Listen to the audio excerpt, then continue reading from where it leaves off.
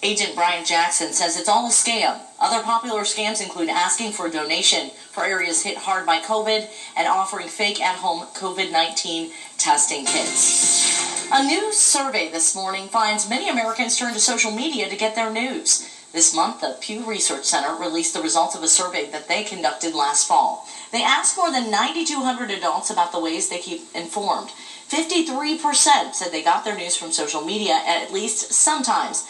About a third of them said Facebook was their regular source. YouTube and Twitter were also big sources. People who took part of this in the study admit they still question the accuracy of the sites they use. Some even say they expect what they read to be inaccurate.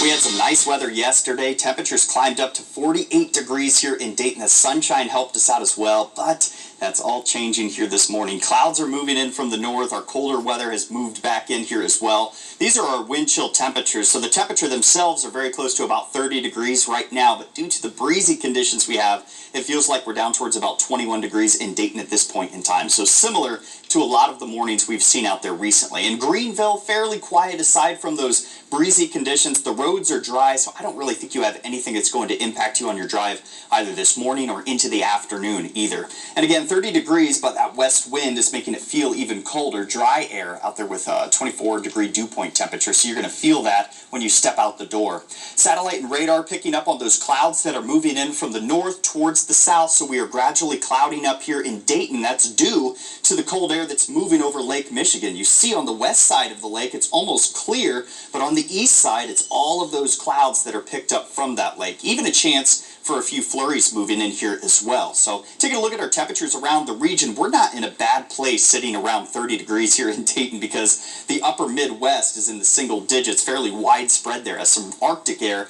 has spilled into the upper Midwest. For us, thankfully, we don't get that cold, but we will see our temperatures drop down over the next 24 hours. Today's high right around freezing, as high as about the mid-30s here. If we get some sunshine late in the day, that's certainly going to help us out, but that breeze will be persistent throughout the afternoon, and then we'll continue to clear out as we head into the overnight hours. This is that colder air I was talking about. We have a high pressure that's going to be moving in, so what you get with that is sinking, subsiding air over the area. That air that comes from higher in the atmosphere is much colder, moves down towards the surface. We drop down to 17 degrees because of it.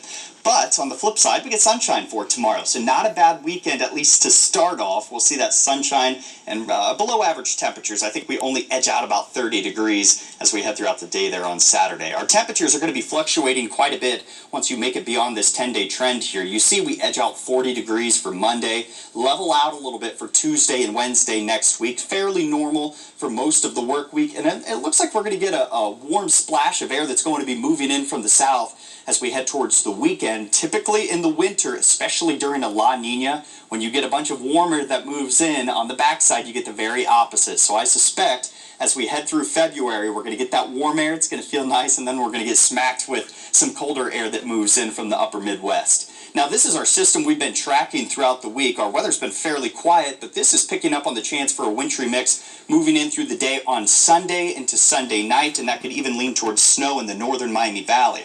Now, overnight, a new low-pressure system starts to move in, and that's going to supply a lot more moisture, and that's also, with all that moisture that's moving into the colder air, bringing a chance for significant snow in northern Ohio and northern Indiana at this point in time, but that could certainly change, so we're keeping a close eye on it. 5-day forecast, sunshine for Saturday. That system moves in for Sunday and Monday, and it looks like we quiet down a little bit as we head into Tuesday.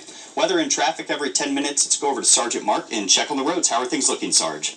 Well, Jesse, we're in good shape. Our Friday morning drive so far has been a very uneventful one. Here's a live look at Interstate 70, Airport Access Road vicinity. Things on east and westbound 70 here are in good shape. Also, I just checked out some travel times. If your morning drive takes you to Miami County between Route 36 in Piqua as far south as Interstate 70, that's a 21-mile stretch of the highway, and right now you can drive it in about 20 minutes. I'm Sergeant Mark Bauer, WHIO Team Traffic. Sergeant, thank you. 520, 30 degrees. Bob Evans sausage is being pulled from store shelves. The complaints made by customers that caused the product to be recalled.